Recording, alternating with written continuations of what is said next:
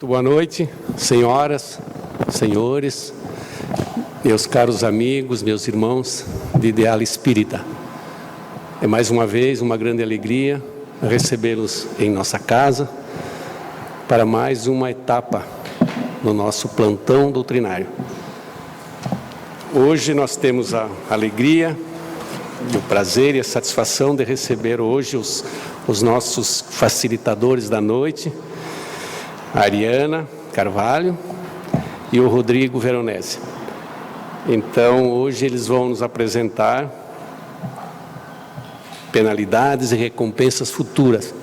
Mais um título, mais uma parte desta obra fantástica, O Céu e o Inferno, ou a Justiça Divina segundo o Espiritismo, onde a nossa União Regional resolveu centrar o estudo do nosso plantão doutrinário.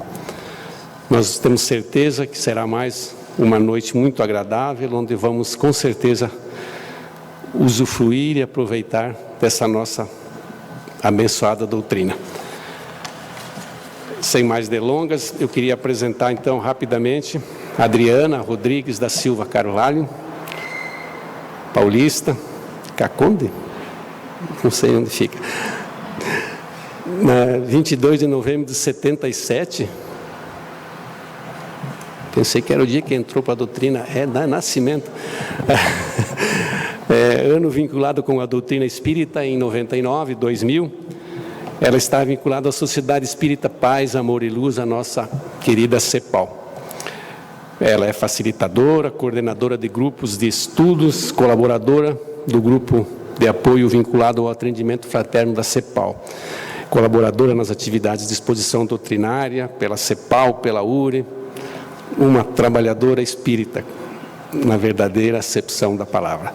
Profissão enfermeira, doutora, pela USP, mestre pela UEM, especialista, USP, em cardiologia, atuando como docente vinculado à Universidade Estadual do Oeste do Paraná, a UniOeste, campus de Cascavel. Rodrigo Marcelo Veronese, Guarapuavano, 28 de março de 75, vinculado à nossa querida doutrina desde o ano de 2010, como vimos, recente.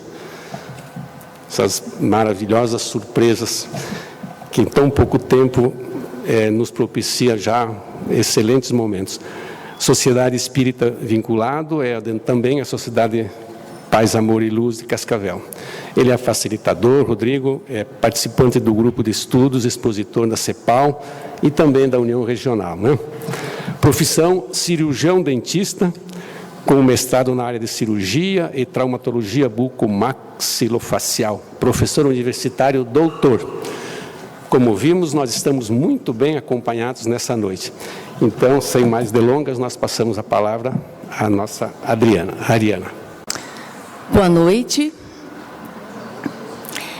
É uma alegria imensurável poder estar de retorno a essa sociedade e mais um ano participando desse projeto que é o plantão doutrinário, em especial esse ano comemorando os 150 anos da obra O Céu e o Inferno, ou a Justiça Divina segundo o Espiritismo. Essa obra que cala tão fundo ao nosso coração. Essa obra que temos um carinho especial, pois foi a partir dela, a partir do ano de 2005, estudando pela primeira vez, que nos despertamos para a verdadeira justiça divina, que não apenas uma frase que costumamos dizê-la, mas o que ela realmente é, e que nós nos submetemos a ela. Então, é uma alegria muito grande hoje poder participar desse grupo que homenageia essa obra do Pentateuco Espírita. Como que essa obra veio tocar o nosso coração?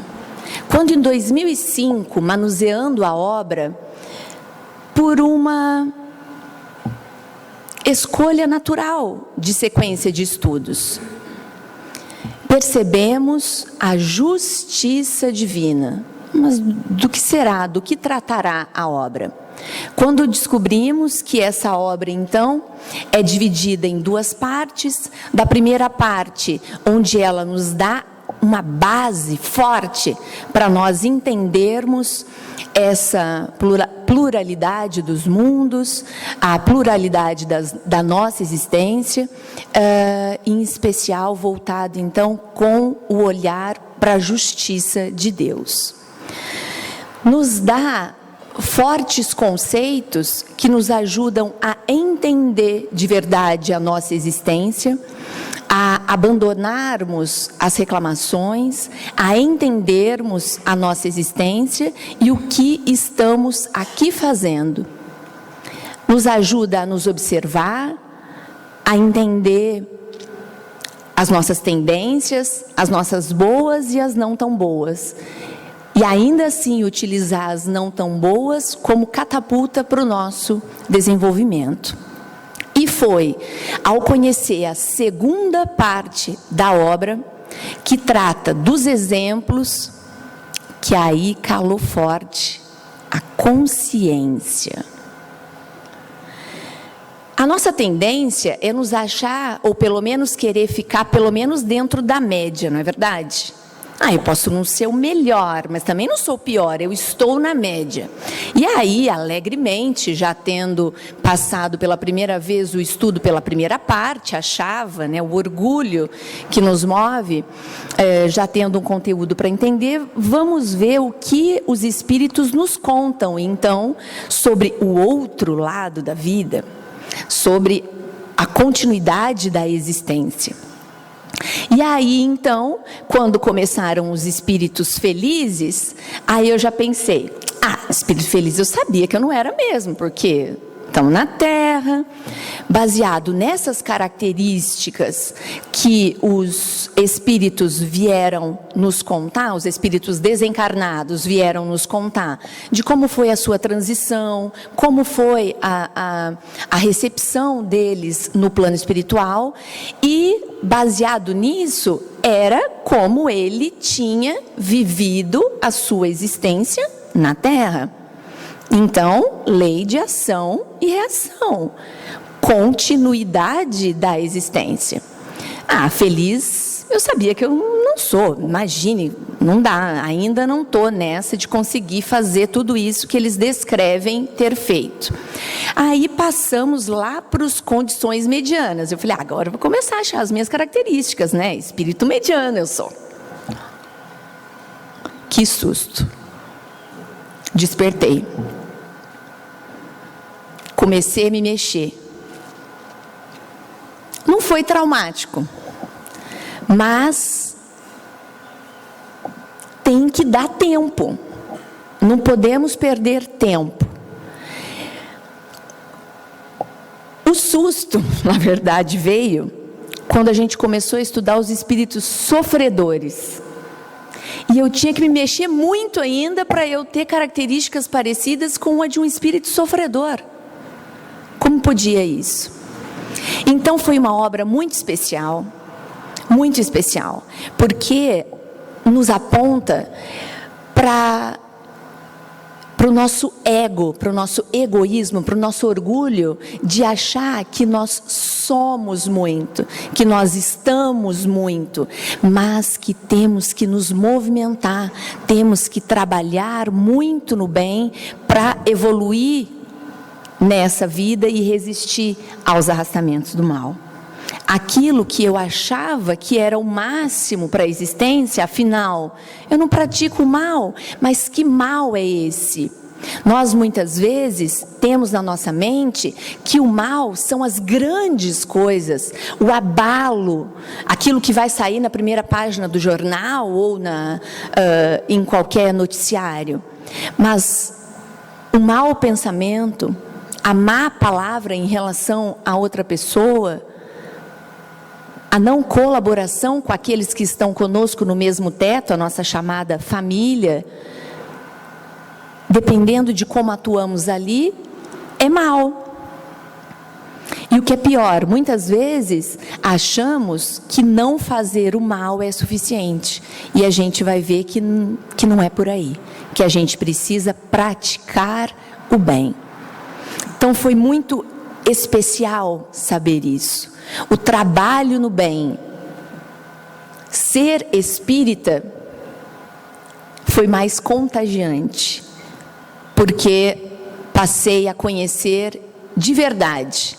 E por isso tenho esse carinho tão grande pela obra O Céu e o Inferno. E queria dividir esse momento então com vocês. O presente e o futuro. Quando a gente vai falar das penalidades e recompensas, das penalidades e gozos futuros, a gente acaba se confundindo um pouco quando a gente está falando do futuro, quando a gente vai perceber, a gente está falando da existência presente, porque a nossa vida, com V maiúsculo, a nossa existência é encarnado e desencarnado, mas o nosso eu espiritual, o espírito, é o mesmo, a gente só muda a nossa condição, como encarnado ou como desencarnado. Então, o presente e o futuro. Como eu vou garantir, então, aqui, como encarnada, para ter uma boa existência no meu futuro como desencarnada? Vale ressaltar que o mundo espiritual é o mundo eterno. O mundo corporal é o mundo transitório. O mundo corporal, como registrado a introdução de O Livro dos Espíritos, ele poderia até deixar de existir em algum momento, para nós, um dia. E o mundo espiritual ainda continuaria. Hoje nós somos dependentes do corpo, mas se o mundo corporal deixar de existir, o mundo espiritual continua, ele é eterno.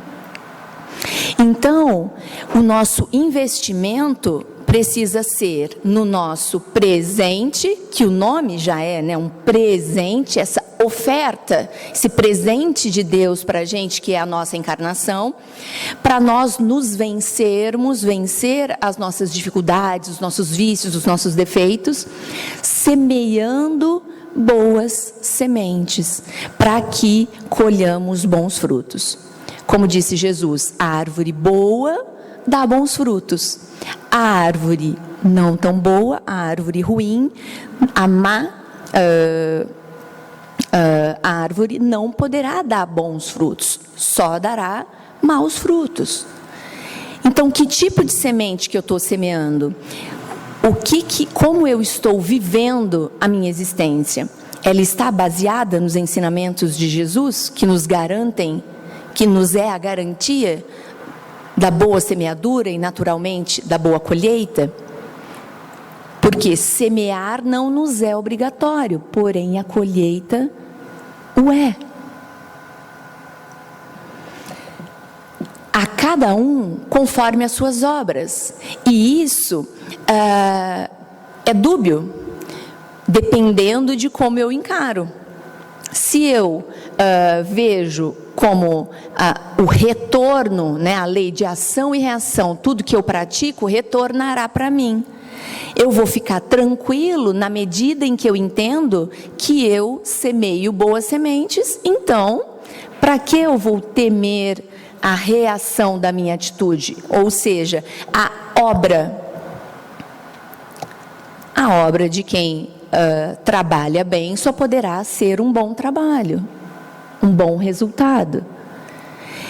E isso nos dá a tranquilidade, porque teremos a meritocracia, a tranquilidade de saber que eu só terei que responder por aquilo que eu pratiquei. Ao mesmo tempo que eu não poderei responsabilizar ninguém por uma atitude minha. Nós temos na existência colaboradores, mas eu não posso responsabilizar alguém por um deslize meu, por exemplo. Mas nós temos a escolha. O caminho a seguir fica por nossa conta. E a isso é que nos chama a responsabilidade. Você pode escolher. Ai, que ótimo, eu posso escolher, então não tem ninguém para escolher por mim. Adoro isso. Então eu também tenho que ter a responsabilidade por essa escolha. Como o caminho que eu escolher nessa existência do presente, eu terei que responder no futuro, seja ela boa ou não tão boa. E quando eu digo não tão boa, ainda é boa, ainda é maravilhosa, porque é a bondade de Deus nos dando a oportunidade de nos reabilitarmos.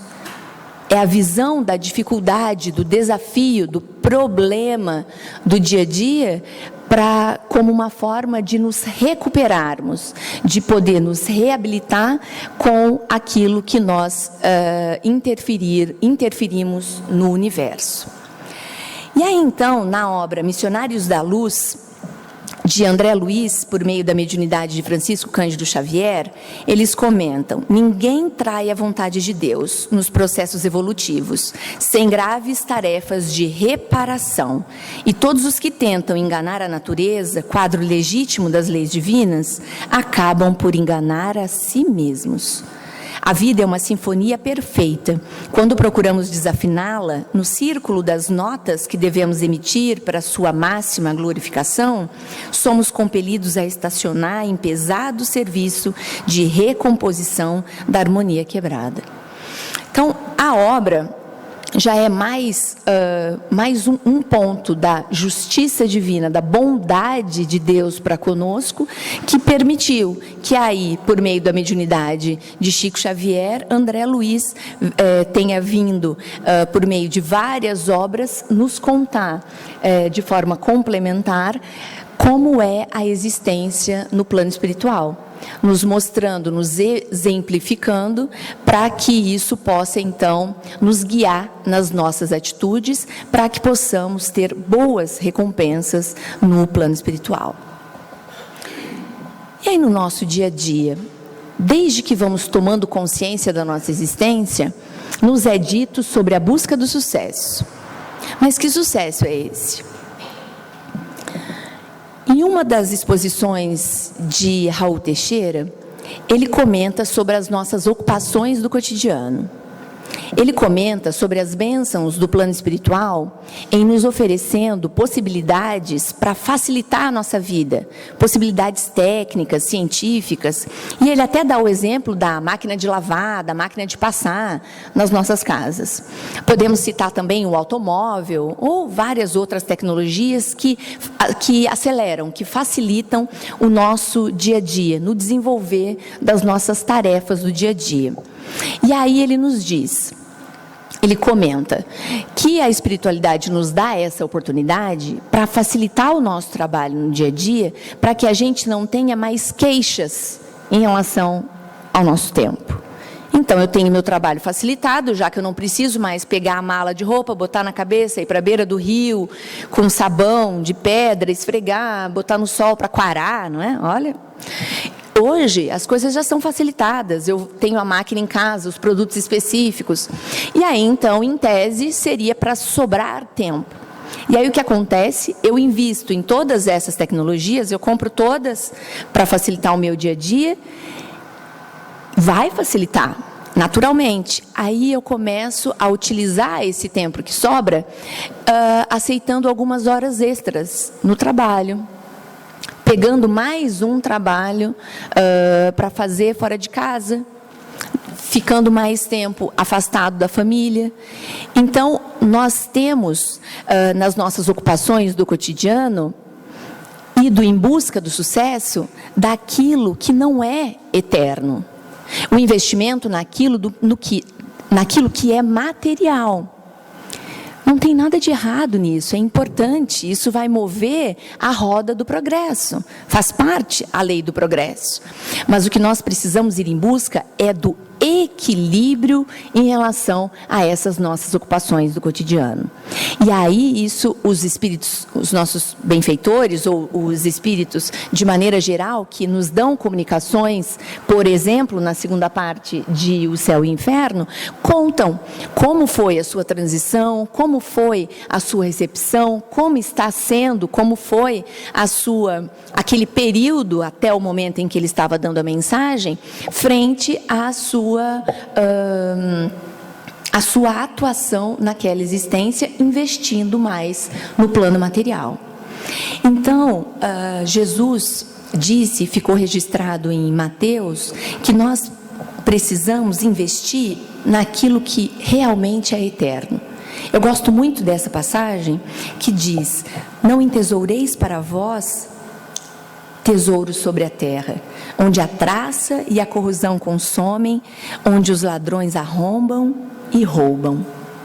Entesourai para vós tesouros no céu, onde nem a traça nem a corrosão consomem, e onde os ladrões não arrombam e não roubam.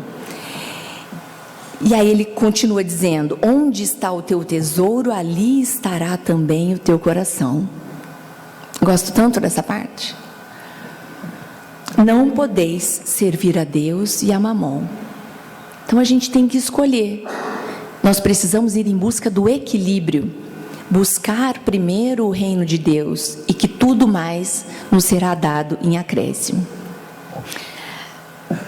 É interessante lembrar aqui, eu gosto muito de lembrar da passagem da parábola do mal rico, e que então falarei rapidamente sobre ela, quando ele desperta no plano espiritual, e que ele se percebe em todas aquelas dificuldades, em todas aquelas penúrias, porque ele investiu nos bens materiais, e ele vê Lázaro, que investiu nos bens que pôde levar com ele, ou seja, aqueles que nem a traça, nem a corrosão consomem, nem o ladrão rouba.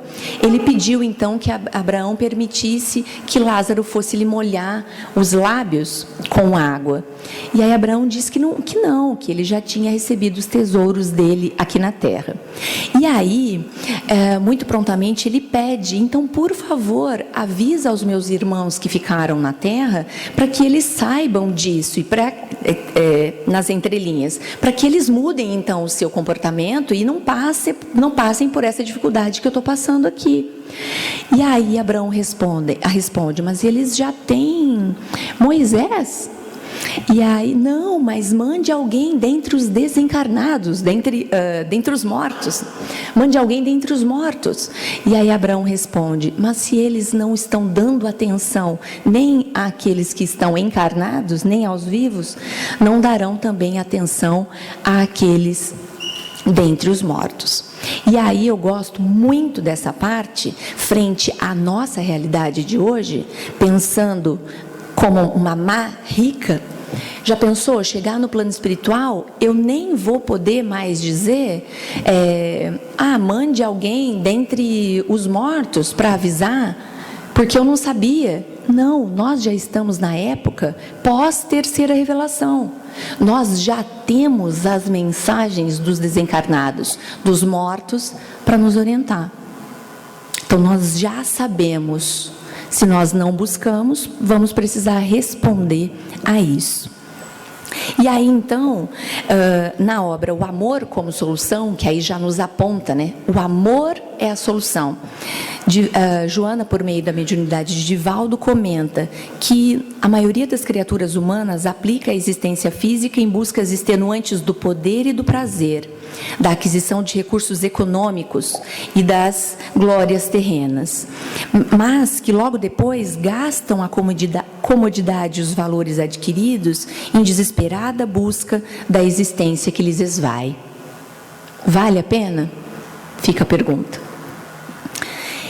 E aí ela continua: e quando se tornam idosos, cansados dos desencantos e amargurados pelas frustrações, dão-se conta de que praticamente perderam a excelente oportunidade da reencarnação. Então imaginem, precisamos aproveitar a nossa oportunidade, nós já temos o conhecimento, que possamos utilizá-lo para que não fiquemos amargurados, frustrados, por termos perdido tempo.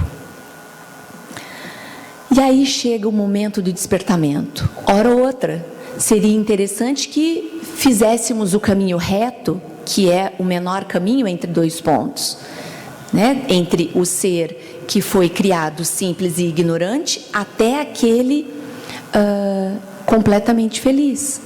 Mas a gente acaba se perdendo por esse caminho. Mas a mudança é necessária. Mas em que momento a mudança? Eu preciso mudar o quanto antes. Eu tenho a oportunidade da encarnação, de estar no corpo físico, de estar na vida presente para me vencer. Para vencer as minhas más tendências, para que eu possa evoluir, para que eu possa crescer. E aí, então, o Dr. Alírio de Cerqueira Filho, na sua obra Parábolas Terapêuticas, lá no capítulo 7, comenta assim: existem milhões de pessoas sobre a face da Terra desejando ter posturas diferentes, abnegadas, honestas, amorosas, caridosas, enfim, tornarem-se espiritualmente saudáveis, mas que não se dispõem a pagar o preço da mudança. O querer só existe em nível de desejo e não em nível de ação. Então eu posso muitas vezes até dizer: nossa, essa obra mudou a minha vida, me despertei. Eu não quero ser por muito tempo um espírito sofredor. O quanto antes eu adoraria mudar a minha ordem de espírito, até mesmo para garantir um lugarzinho aqui na Terra, né, que está passando pelo período de transição. Mas eu preciso não apenas honrar Jesus de lábios, dizer que eu quero, que eu tenho a vontade, mas a vontade fica só nos lábios. E aí, registrado na 909, quantos, tão poucos de vós ainda fazem os mínimos esforços? E nós muitas vezes nos entendemos exauridos, cansados das nossas tarefas. Mas que tarefas são essas? Eu estou investindo naquilo que realmente é eterno? Eu estou me propondo a essa mudança?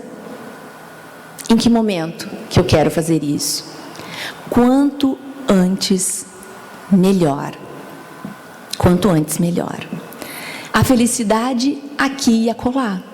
Nós queremos ser felizes, sempre. Sabemos que no planeta ainda somos limitados em relação à felicidade, mas podemos ser completamente felizes dentro da parcialidade que nos cabe. A felicidade no mundo é possível. Na introdução de Conflitos Existenciais, Joana de Ângeles comenta conosco, desde que seja desenvolvido o empenho por consegui-la. O empenho, preciso me esforçar, não só ter vontade, não a vontade dos lábios, a verdadeira vontade, mas me esforçar para isso, fazer a diferença.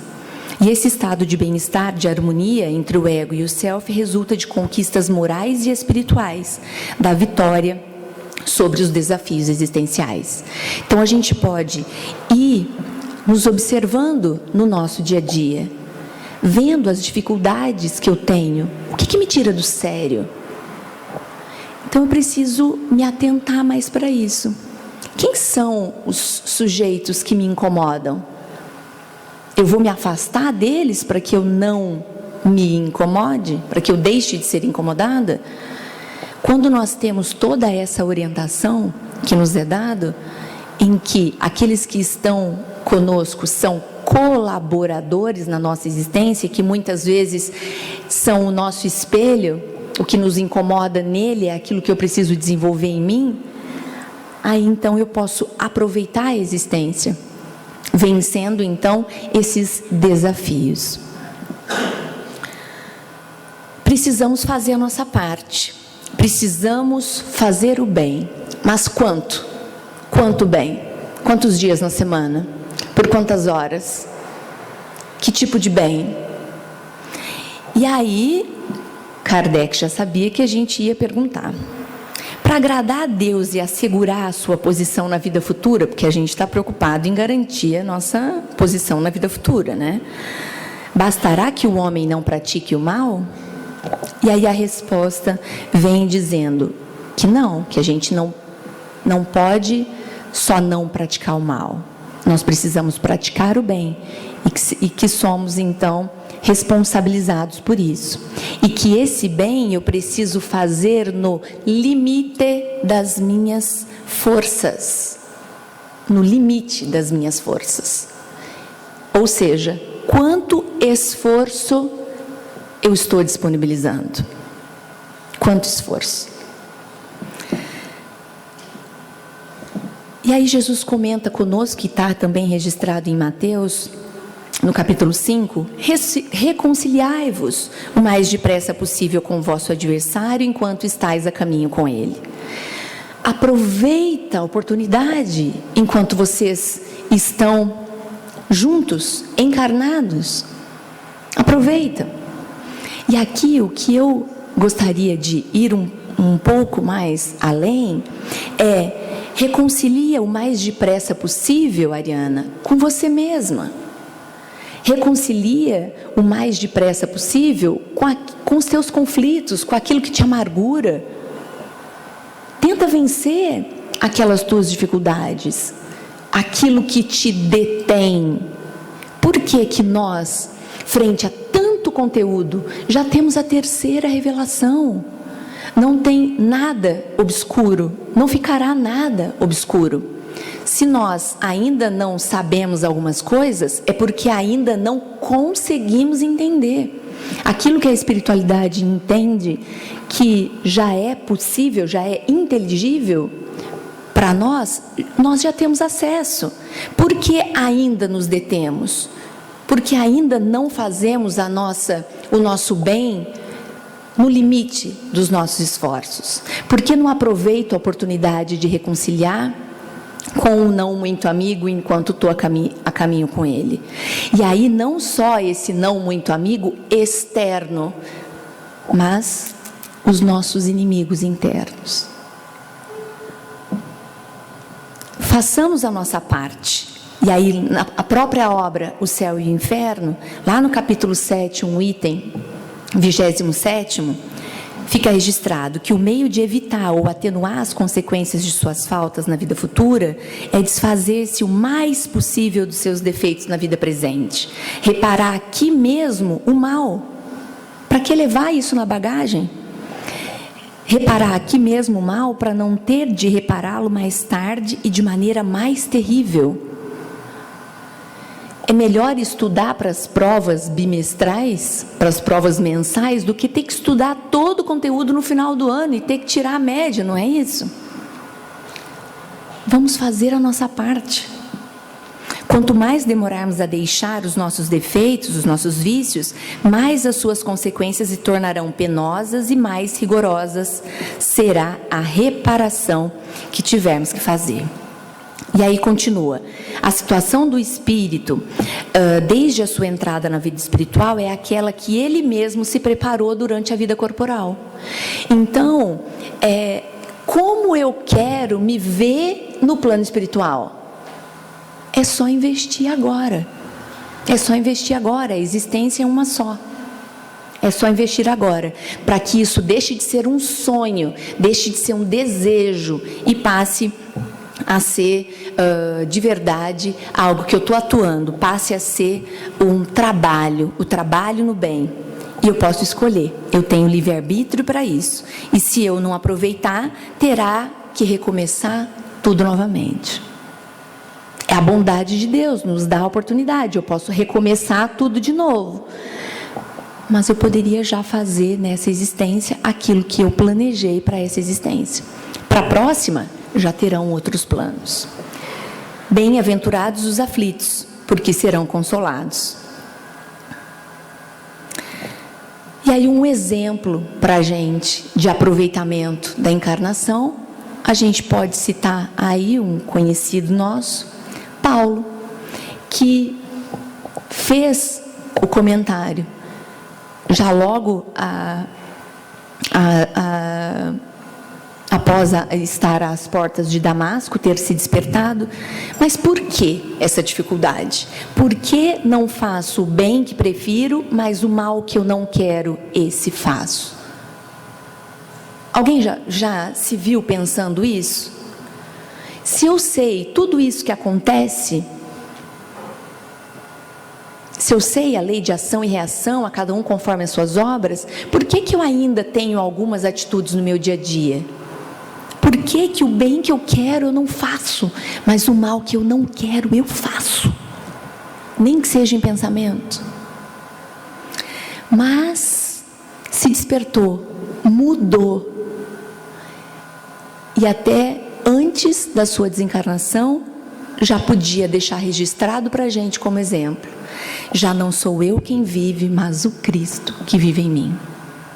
Viver exatamente aquilo que o Cristo pregou e aquilo que continua sendo o indicativo de vivência para nós no dia a dia.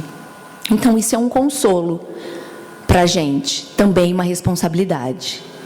Lembrar que tudo o que eu fizer, todos os meus esforços serão recompensados. Que nós seremos reconhecidos como verdadeiros cristãos por nossa transformação moral e por nossos esforços em domar as nossas más inclinações. Ou seja, eu estou fazendo o bem, eu estou tentando me transformar no meu limite. Todos os nossos esforços serão registrados, serão aceitos. Aquilo que eu não conseguir vencer, mesmo me esforçando, ainda será uma recompensa, porque eu me esforcei. Isso é um consolo. E nós já temos o Consolador prometido, a terceira revelação, que Jesus já havia deixado escrito. O meu Pai vos enviará outro Consolador, a fim de que fique eternamente convosco.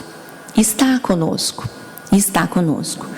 Então, o quanto nós estamos aproveitando desse Consolador prometido? O quanto nós estamos trazendo para o nosso dia a dia esse conteúdo? Nós não mais podemos dizer que não temos acesso, porque ele está em todos os lugares. Nós já temos o conhecimento, precisamos trazê-lo para o nosso dia a dia. E outro consolo é que, embora ninguém possa voltar atrás e fazer um novo começo, qualquer um pode começar agora e fazer um novo fim. Então, se olharmos para trás há alguns anos e vemos que hoje somos um pouco melhor, que maravilha. Se eu olho para trás e vejo que eu ainda estou estacionado, que não seja desesperador, mas que seja um incentivo, que eu posso começar agora para ser melhor daqui para frente. Lembrar, como diz a mensagem, que nós temos tudo o que nós precisamos para vencer a encarnação. Nós temos a família que precisamos, o corpo, nós moramos no lugar onde nós precisamos para a nossa evolução. Nós temos os recursos financeiros coerentes com as nossas necessidades, nem mais nem menos. Mas que é justo, então, para as nossas lutas terrenas. Mas que nós entendamos, então, que todas essas possibilidades, todos esses artifícios que nos é oferecido na encarnação, nós saibamos olhar e ser gratos a Deus, entender a sua justiça, não reclamar, não nos fazer de vítima, autocomiseração, mas antes de tudo analisar e observar. A mudança fica por nossa conta, está em nossas mãos. Podemos nos reprogramar a nossa meta, buscar o bem e que nós viveremos melhor. Então, que possamos vislumbrar um futuro melhor, mantendo as condutas se já estivermos na prática do bem e mudando a partir de agora como um incentivo para sermos melhores a cada dia. Boa noite. Queria agradecer mais uma vez o convite para estar aqui trocando um pouquinho essas informações sobre essa doutrina tão libertadora, sobre esse presente que a gente tem e que faz com que a gente esteja a cada dia um pouquinho melhor. Então, quando foi proposto esse tema, e até conversando com a Ariana, o que me chamou muito a atenção foi que a gente vai falar um pouquinho das penalidades, das recompensas futuras, mas o que me chama muito a atenção é, se eu quero saber quais serão as minhas penalidades e como eu posso ter as minhas recompensas futuras, eu penso no que eu posso fazer para que eu tenha mais recompensas futuras. Então, o que eu posso fazer hoje para modificar o meu espírito, as coisas que eu preciso modificar no meu espírito para que as minhas recompensas futuras sejam maiores, porque tudo que eu vou ter no meu mundo espiritual está muito relacionado com o meu caminhar aqui hoje. Então, nesse começo eu simplesmente citei até o livro dos Espíritos, onde ele traz todas as ordens dos Espíritos, desde essa terceira ordem, a 10ª classe, os Espíritos impuros, e vai citando a cada um, a 9ª, a 8ª, a 7ª, a 6ª, e depois a 2ª ordem, a 5ª, a 4ª, a 3ª classe e depois a 1ª classe. Se a gente vai observar, lógico que a gente vai se encaixar em alguma dessas classes. E também, como a Ariana citou, se a gente pega o céu e o inferno e a gente começa a pegar os exemplos dos Espíritos que vieram nos dar o seu relato do que eles tiveram a impressão e do que eles passaram na sua encarnação, a gente começa a ficar um pouquinho assustado, porque a gente começa a se encaixar em alguns grupos ou em alguns relatos que a gente fala, eu não gostaria de estar aqui. Então, esse susto que a gente tem deve servir para alguma coisa. Para que serve, então? Qual a serventia de eu estar lendo uma obra onde os Espíritos vêm me trazer alguns tipos de informações e que justamente eu quero fugir delas? Qual é o remédio? O que eu posso fazer nessa encarnação para dissipar um pouquinho dos problemas que eu tenho, me tornando um espírito um pouco melhor para mim e principalmente para as pessoas que me rodeiam? Fica muito claro que quando a gente começa a entender um pouquinho sobre isso, a gente tem que buscar o nosso guia. Quando a gente começa a entender um pouco sobre tudo isso, a gente vai buscar Jesus. Então, quando a gente entende o poder que tem a doutrina espírita e esse Evangelho de Jesus sobre nós espíritos e, consequentemente, as pessoas que nos rodeiam, a gente entende o presente que a gente tem na mão. Um só Espírito modificado por esse Evangelho que Jesus trouxe para nós, que é o Evangelho cósmico, mas que Ele deu na nossa mão e que Ele esmiuçou nas nossas mãos para que nós vivêssemos isso entre nós, faz com que essa nossa modificação dissipe toda essa mágoa que eu tenho, às vezes de alguém ou de muitas outras pessoas, e que vai fazer com que principalmente isso seja o meu remédio, com que vai fazer com que o meu espírito se liberte, para que eu possa ver essa luz e que não está tão no fim do túnel quanto ela parece. Mas tudo isso só vai funcionar quando eu entender um pouquinho sobre tudo isso, sobre esse ensinamento que a gente tem nas nossas mãos e que muitas vezes a gente não faz uso, ou faz uso da forma errada, achando que está usando da forma correta. Então, o que a gente vai entender é que as mudanças na nossa vida elas não são tão rápidas. Muitas vezes nós somos muito imediatistas e a gente esquece que o planejamento espiritual é para uma mudança de 100, de 200, de 300 anos, porque somos eternos. Mas para nós as mudanças têm que acontecer em 1, em 2, em 3 anos. E quando isso não acontece, a gente entra em desespero.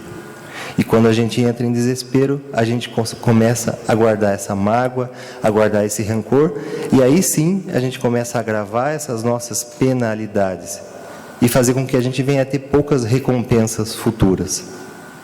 E a gente não entende que às vezes o nosso espírito vai ficar parado, o nosso espírito vai ficar estacionado por 3, 4, 5, 6 encarnações por conta de uma mágoa que nós guardamos, por conta de um problema que a gente não conseguiu resolver, que a gente não conseguiu dissipar. Então, qual que é o remédio para tudo isso? Eu quero recompensas futuras, eu não quero penalidades. Então, qual é o remédio que eu preciso para tudo isso? Como Jesus veio nos ensinar tudo isso?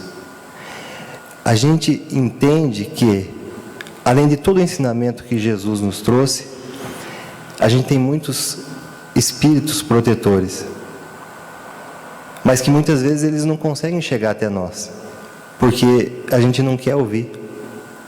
E a gente cria um bloqueio a essas impressões boas e abrindo as nossas portas para as coisas que não são tão boas e que a gente começa a absorver e absorver e absorver, e esses pensamentos fazem com que vire uma bola de neve tudo isso. Então nós temos que tomar um pouquinho mais de cuidado com tudo isso, porque essa porta aberta para essas imperfeições, essa porta aberta para quando eu não começo a dissipar a minha mágoa, tudo isso faz com que eu tenha, sim, penalidades maiores futuras e poucas recompensas como eu gostaria de ter. Então, o que Jesus veio nos ensinar?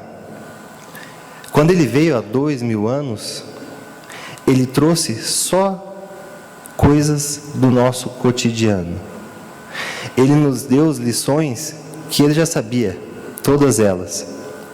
Ele nos trouxe todas as impressões que estão contidas no Evangelho. Todas essas impressões que estão contidas no Evangelho são impressões de mundos felizes. Ele nos deu um guia, uma receita de faça tudo isso e seja um espírito feliz. Não está muito longe da gente fazer isso, mas a gente tem que fazer isso, pelo menos tentar fazer isso todos os dias. Isso às vezes acaba ficando um pouco na teoria. A prática ela não vem. E isso faz com que aí sim as nossas penalidades sejam maiores. Então, qual foi o maior ensinamento que Jesus nos trouxe de todos eles? O maior ensinamento que Ele trouxe, que é capaz de dissipar todas as minhas mágoas, fazer com que eu tenha um caminho livre para a minha progressão e faça com que isso seja um remédio para mim e principalmente para as pessoas que estão vinculadas a mim.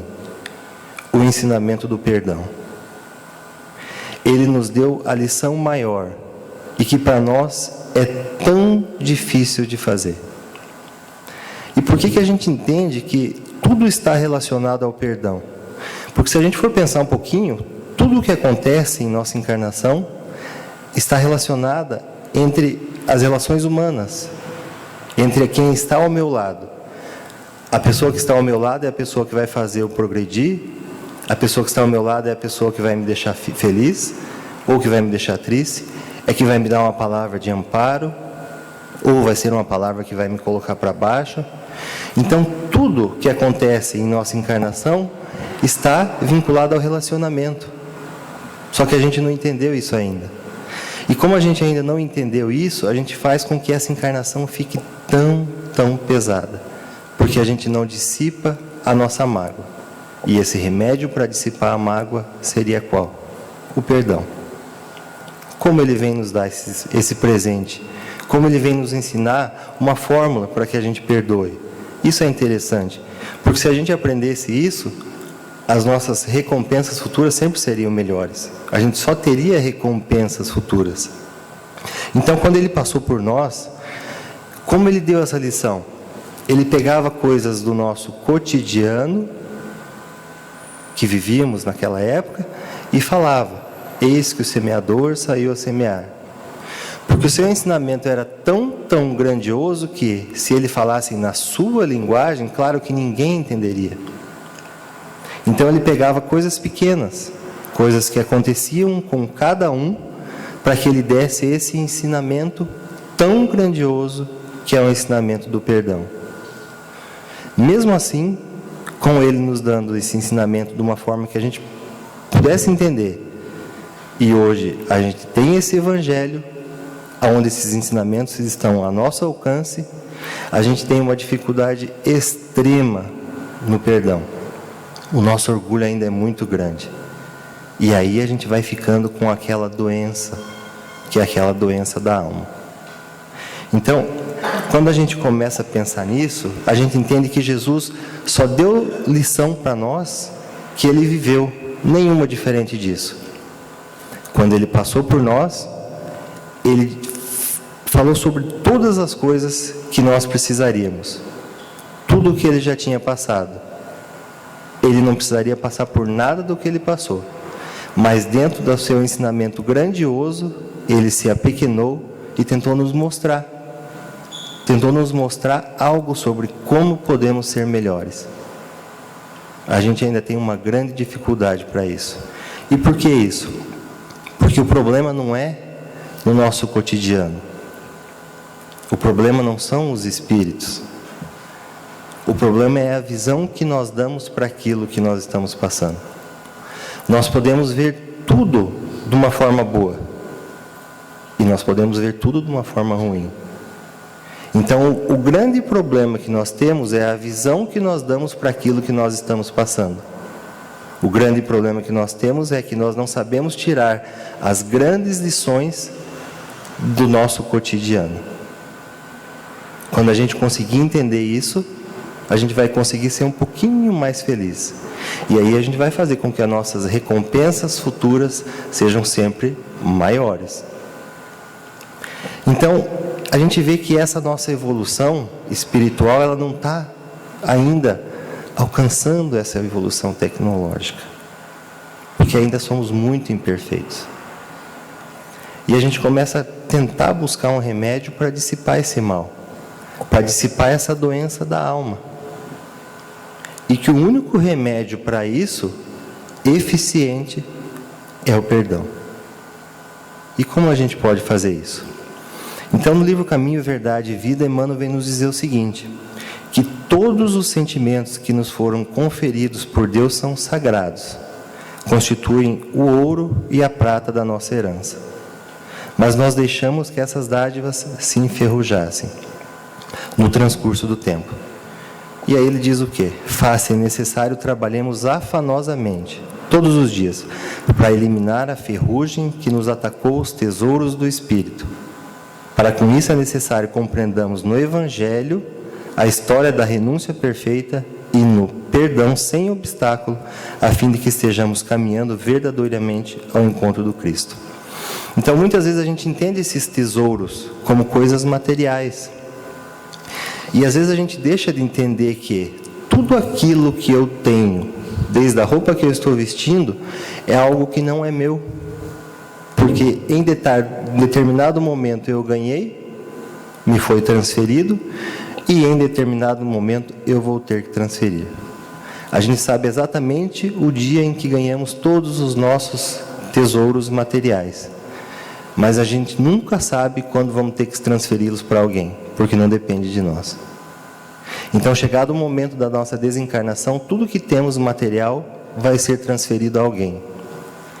E quais são os nossos tesouros reais, então? Quais são as nossas heranças divinas? São os tesouros do nosso sentimento.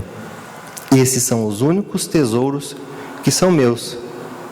Esses são os únicos tesouros que eu posso guardar comigo e que eu posso compartilhar com todos que estão à minha volta, mas que nunca vão deixar de ser meus. Para que esses nossos tesouros sejam cada vez maiores, eu preciso purificá-los. Mas eu não consigo fazer isso a partir do momento que eu tenho o quê? Uma mágoa, um ressentimento, como a Ariana falou. Eu não tenho possibilidade de fazer isso. Então, qual é esse mecanismo que faz com que às vezes o nosso amor tão grande por alguém, ele vire um ódio, ele vire uma raiva, ele vire um rancor? O que acontece no transcurso do tempo para que isso aconteça? O que se passou? Qual foi o momento, ou quais foram os momentos que fizeram com que tudo aquilo que eu achava tão bom virou algo tão ruim? Então, o que eu posso fazer para isso não acontecer? O que eu tenho que entender desse relacionamento? Então ele continua dizendo, para que o homem se enriqueça, ele deve adquirir o ouro provado no fogo. Fortuna essa que procede das mãos generosas do Altíssimo.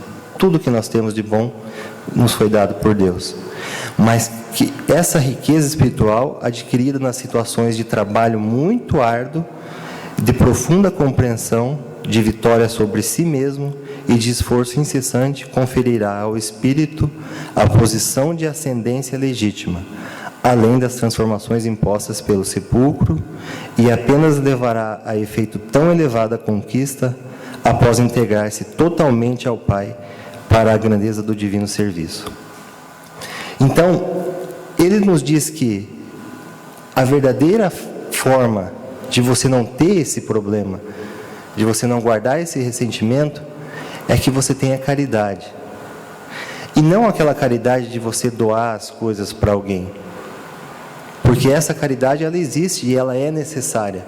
Porque alguém que precisa de algo material e não consegue chegar até ele, nós podemos servir de instrumento para isso. Mas a verdadeira caridade, como diz Jesus e como o Evangelho traz, é benevolência para com todos, indulgência para as imperfeições e, principalmente, o perdão das ofensas. Então, ele coloca onde?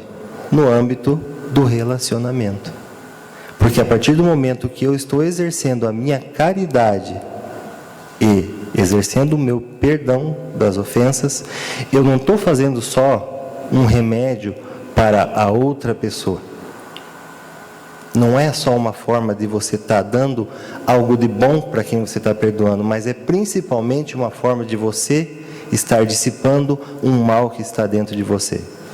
Então essa é a única forma de você estar trazendo algo para você que vai fazer com que você sim se torne uma pessoa melhor e deixe de estar escravo. Então ele vem dizer o quê? Que são das relações humanas o nosso principal problema. Porque se a gente for analisar, aonde que a gente vai encontrar a depressão, o ódio, a carência e tantas outras coisas? Nas relações humanas. Portanto, a gente tem sempre que vigiar. Vigiar é você tentar cuidar e não impedir que o outro cuide. Vigiar é você dar um reforço e não impedir que o outro faça o mesmo. E também nos vigiarmos, para que com isso a gente possa ter um pouquinho melhor,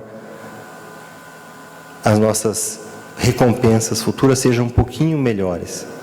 Então, esse relacionamento que tem que ser melhor, ele está dentro da onde? Da benevolência. Ninguém resiste à bondade. E às vezes a gente tem que entender que as pessoas que mais precisam da nossa benevolência se aproximam da gente. Mas às vezes a gente tem uma dificuldade extrema de perceber. A gente tem que entender que as pessoas que estão mais próximas da gente precisam da nossa indulgência. E a gente tem que entender que as pessoas que estão mais próximas da gente e nós precisamos do perdão das ofensas. Portanto, tudo que a gente quiser olhar de uma forma boa, a gente vai olhar. Tudo que a gente quiser olhar de uma forma ruim, a gente vai olhar. E a gente tem que entender que, como nós, em todas as pessoas, nós vamos encontrar todos os defeitos. E isso é normal. E entender que nós também somos assim. E entender, então, que para a gente olhar para as pessoas de uma forma melhor, a gente consegue ver coisas boas nela a hora que a gente quiser. Entender, então, o quê? Que conviver é magoar-se, simultaneamente. E isso é interessante porque Haroldo vem dizer o que para nós? Que as pessoas que nos amam, só nos amam porque são capazes de nos perdoar. Muitas vezes. Porque, como ele diz, nós todos temos defeitos insuportáveis. Todos nós. Então, as pessoas só nos amam tanto porque elas são capazes de nos perdoar. Todos os dias. E aí entra nosso Pai. Aí entra Deus. Porque, será que nós somos capazes de nos perdoarmos? Porque nós temos um livro, né?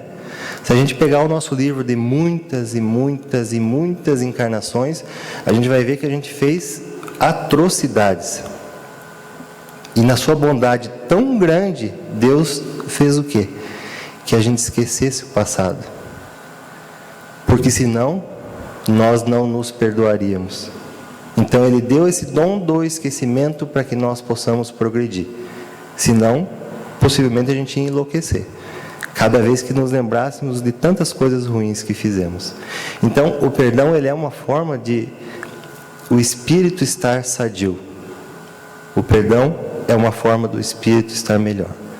Então, essa única função que eu tenho para o perdão é: eu tenho que perdoar porque eu preciso do perdão. Eu tenho que perdoar porque eu quero uma recompensa futura. Eu não quero uma penalidade futura. Eu não consigo virar um anjo de um dia para o outro, mas eu posso todo dia estar um pouquinho melhor. Porque nem um dia é igual ao outro, e o dia que foi hoje, esse nunca mais vai voltar. E às vezes quando a gente pensa nisso, a gente fala: por que ontem eu não fui um pouquinho melhor? Então Emmanuel vem dizer para nós que nós nunca atingiremos a paz sem desculpar os erros alheios, que em outras circunstâncias, claro que poderiam ser os nossos. E aonde Jesus veio dar esse principal ensinamento para nós? Qual foi o momento que Ele deu uma lição e que Ele praticamente falou: esse é o grande ensinamento que vocês têm que carregar com vocês? Em um momento que Ele não precisava passar por nada do que Ele passou, Ele foi traído, Ele foi apedrejado, Ele foi crucificado, Ele foi abandonado. E na cruz, quando Ele passava por tudo isso, a única coisa que Ele soube falar foi: Pai, perdoa-lhes, eles não sabem o que fazem. Então, nesse momento, Ele deu o grande ensinamento, que o perdão é o que faz com que a nossa alma seja liberta de todas as nossas doenças espirituais. Então eu trouxe também do livro Ceifa de Luz, porque se a gente entende que eu não quero penalidades e eu quero recompensas futuras, e se a gente entende que eu preciso perdoar, eu preciso também de algo que me dê conforto. E eu acho muito interessante essa passagem onde Emmanuel vem nos dizer o seguinte: ele fala: oraremos, porque a gente precisa se resignar com certas situações também. Então ele diz o quê? Exporemos em prece ao Senhor os nossos obstáculos. A gente precisa pedir. A gente precisa pedir orientação e claro que a gente precisa pedir uma melhora. Pedindo as providências que se nos façam necessárias, à paz e à execução dos encargos que a vida nos delegou. Entretanto, suplicaremos também a Ele nos ilumine o entendimento, quando aquilo que a gente pede não chega. Então, é muito maior esse entendimento, quando Ele ilumina, para que saibamos receber dignamente as decisões. E ele continua: não nos esqueçamos que a nossa capacidade visual abrange mais ou menos unicamente um curto espaço dos 60 segundos de um minuto, enquanto que o Senhor, que nos acompanhou numerosas existências passadas, existências que conservas agora na Terra, temporariamente esquecidas, nos conhece o montante das necessidades de hoje e principalmente de amanhã. Tenhamos suficiente gratidão para que não possamos lhe suprimir-lhe a bênção. A providência divina possui os recursos e caminhos que lhe são próprios para alcançar-nos. E ele vai concluindo: quando encarnados no plano físico, se na posição de enfermos precisamos de algo, costumamos implorar ao céu a dádiva da saúde. E muitas vezes, na expectativa de obter um milagre, às vezes o céu nos responde com a imposição de um bisturi, que nos rasgue as entranhas de maneira a reconstituir-nos o equilíbrio orgânico. É um presente às vezes, mas a gente não entende assim, a gente entende como mais um sofrimento. Simbolicamente, ocorrem circunstâncias idênticas no quadro espiritual de nossa vida cotidiana. Rogamos a Deus a presença da felicidade, a gente quer ser feliz, as recompensas futuras, segundo a concepção com que nós imaginamos ser a felicidade, mas somos via de regra portadores de certos defeitos que nos impediriam de acolhê-la, sem agravar as próprias dívidas. E Deus, em muitos casos, nos envia primeiramente o espinho da provação. Então Deus é tão bom que às vezes Ele não deixa que chegue algo bom para nós. porque aquilo seria a nossa queda. Então Ele nos prepara, às vezes através de uma provação, para depois nos dar algo melhor. Que nos faculte a experiência precisa para recebê-la em momento oportuno, como determina o recurso operatório para o corpo doente, antes que lhes restaure a saúde. E ele vai concluir: oremos sim. No entanto, é imperioso em matéria de petição rogar isso ou aquilo ao Senhor, sempre de acordo com a sua vontade, porque a vontade do Senhor inclui invariavelmente a harmonia e a felicidade para a nossa vida. Então a gente pode pedir e entender que o que não chega é porque não nos serve, pelo menos no momento. Deus, Ele é tão bom que Ele nos deu o livre-arbítrio. Então nós temos que entender o quê? Que muitas vezes nós somos credores de alguém, sim. E nesse livre-arbítrio Ele fala: pode cobrar. E você fala: eu quero cobrar, eu sou credor. Numa outra encarnação, eu quero cobrar. Só que a gente esquece que quando a gente cobra, além das coisas que a gente cobra, a gente se escraviza. E a gente está ligado a essa pessoa. Então, a partir do momento que a gente entende que a melhor forma de você cobrar algo de alguém é você perdoar, porque, além de tudo, você está fazendo o remédio para você mesmo, você consegue muito mais fácil essas recompensas futuras. Claro que esse manual está todo aqui. A gente tem muita dificuldade para entender. Mas se a gente puder todo dia ser um pouquinho melhor, e todo dia ser um pouquinho de luz para quem está do nosso lado, talvez seja o primeiro passo para que a gente comece a entender o que a gente precisa para realmente ter essas recompensas futuras.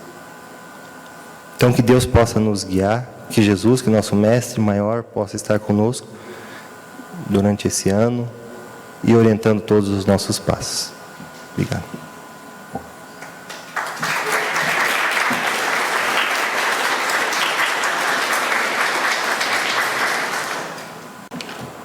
Muito obrigado, Ariana, Rodrigo, por mais essa visão que tivemos hoje, de uma forma bem diferente, mas muito proveitosa, sobre a nossa obra fantástica que completa os 150 anos agora, nesse 2015.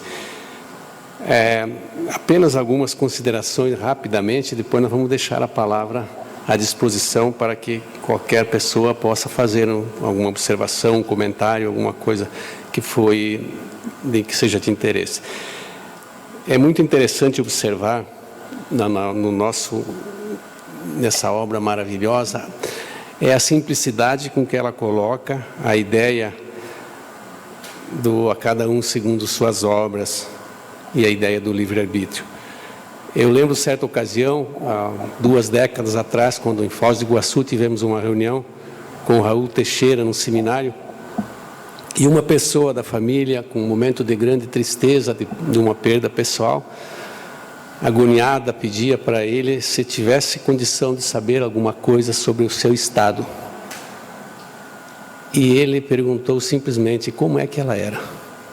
Ela era maravilhosa, então ela está bem. A lógica parece tão simples, mas é tão verdadeira.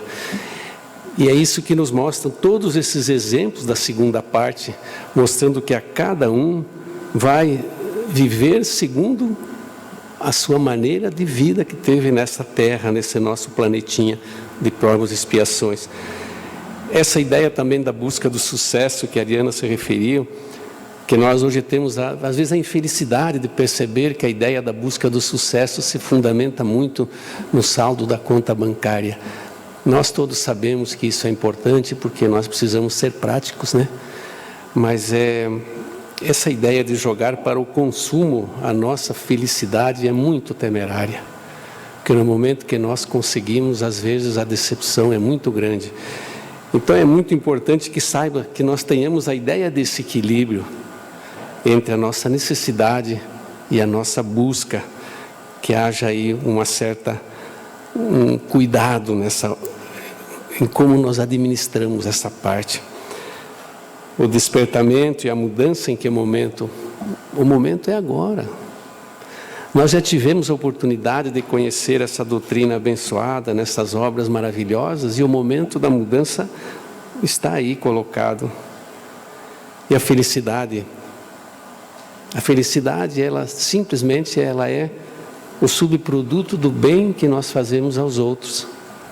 Acho que não tem uma visão mais simples da felicidade do que essa, relativa ao bem que nós praticamos.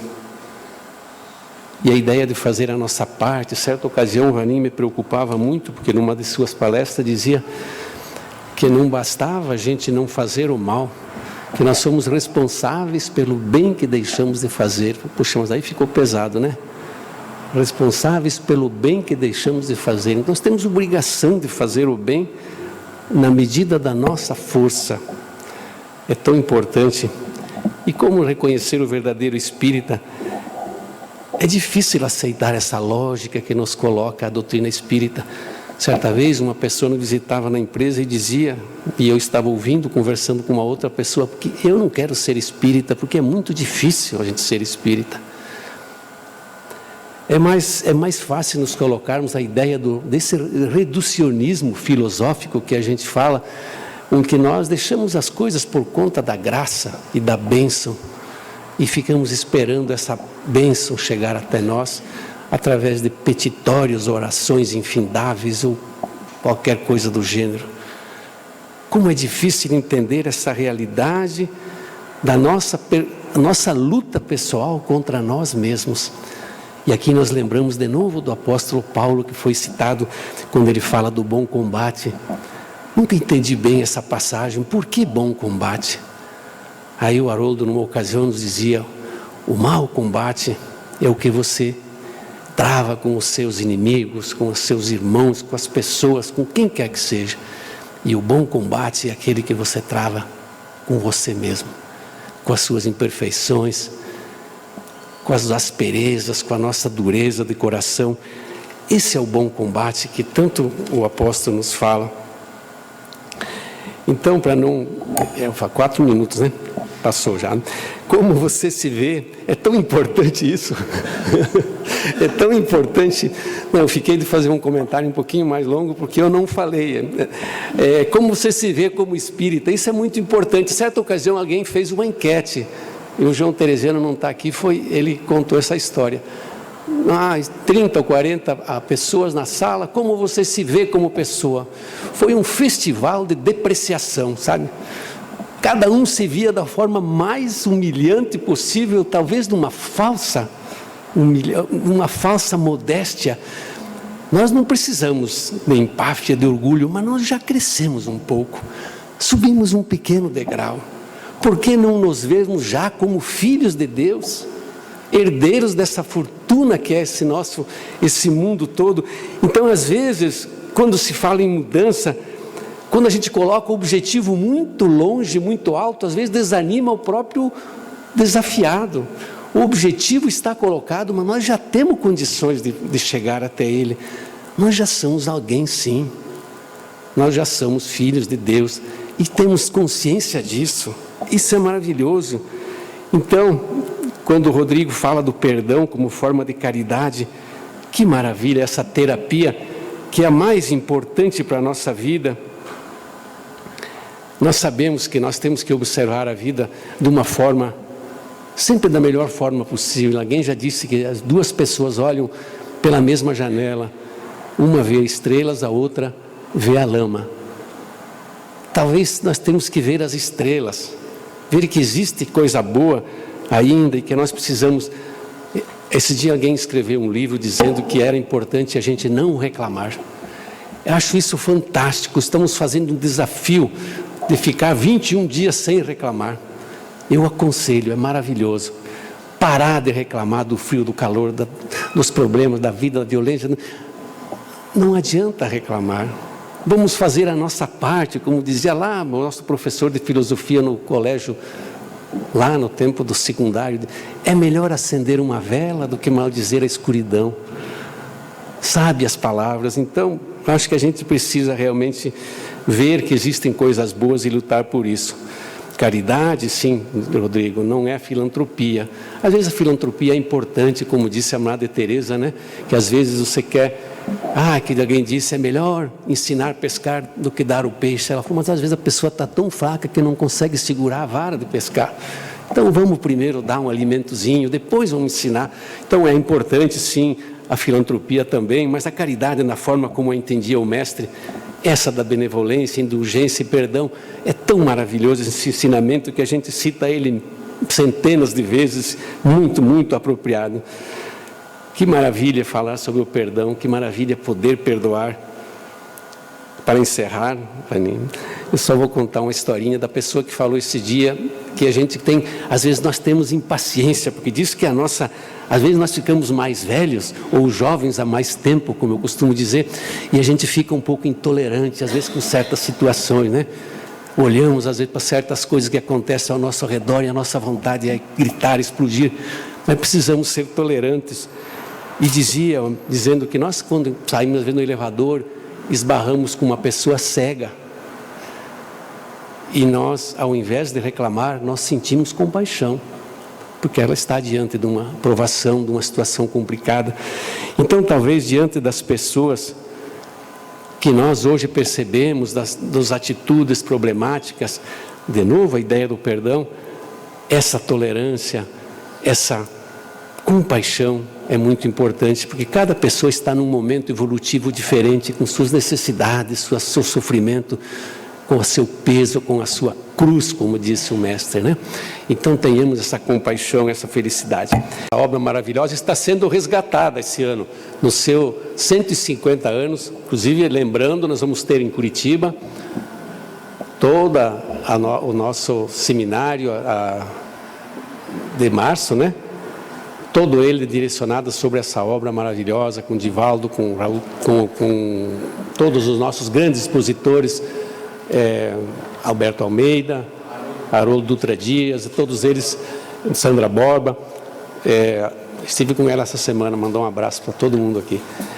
Então, é o seguinte, gente, nós vamos anunciar já, que, sim, só já vai lá, dia 26 de janeiro, na próxima segunda-feira, nós teremos mais uma etapa dessa nossa conversa, desse bate-papo, dessas exposições, toda essa nossa, esse estudo sobre essa obra maravilhosa, e vai ser com o seu Nelson Pereira e o Marcelo, seu filho. Pai e filho aqui vão nos apresentar da proibição da evocação dos mortos, esse tema bem interessante, bem importante, que tem muito a nos ensinar.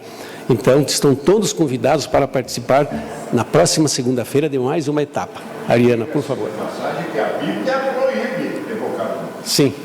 A Bíblia, tá? A Não, palavra de Deus proíbe. Vai ter muito, mas nós já diríamos de antemão que, daquela forma, os espíritas também proibiriam. Eu só fiz algumas anotações, né, porque precisava ser exemplar, né, Eloy, e cumprir o tempo, mas já que ia abrir os 4 minutinhos depois, aí eu já fiz. Vai que sobrasse alguns outros 4 minutos, eu poderia falar. Então, espero não estar tomando 4 minutos de ninguém, né, Vani? Eu gosto de lembrar, e o tempo todo que eu estava preparando o conteúdo de hoje, me recordava quando assisti ao Wagner Baceggio falar sobre o Código da Vida Futura, lá na CEPAL, e algo que ficou marcado de todo o tempo que ele conversou com a gente, foi que toda penalidade, nós temos, pela justiça dos homens também, um código que vai nos punir quando a gente infringe a lei, não é isso? E então, para a justiça divina, a mesma coisa, mais apurado, porque nada passa desapercebido como a nossa justiça, que ainda é imperfeita. Então, quando nos pegarmos nesse... O que eu aproveitei da fala da do Wagner, quando ele diz: nós estamos cansados de sermos penalizados. A gente reclama, não é? Ai, estou passando por essa dificuldade, estou sendo penalizada. Ou, fala-se mais sobre as penalidades do que as recompensas. Talvez falemos mais das penalidades, porque ainda estamos passando mais por penalidades do que por gozos ou recompensas, né? Mas, se não quero passar mais por penalidade, se eu preciso seguir um código de conduta essa então que eu já estou falando, uma conduta moral, eu preciso seguir uma lei. Gente, eu estou cansada, não quero mais ser penalizada, eu quero seguir a lei, não é? Quando eu estou fora da lei, eu sou penalizada. Quando eu ando na lei, eu não sou penalizada. Então, é só nós seguirmos a lei de Deus, registrado na nossa própria consciência. Então, a gente precisa ter acesso. A gente tem tanto acesso a tanta coisa hoje, mas, como o Vanim comentou, muitas vezes nós não nos acessamos. Eu sei do que acontece com todo mundo, mas eu não sei o que acontece comigo. Eu não estou me acessando.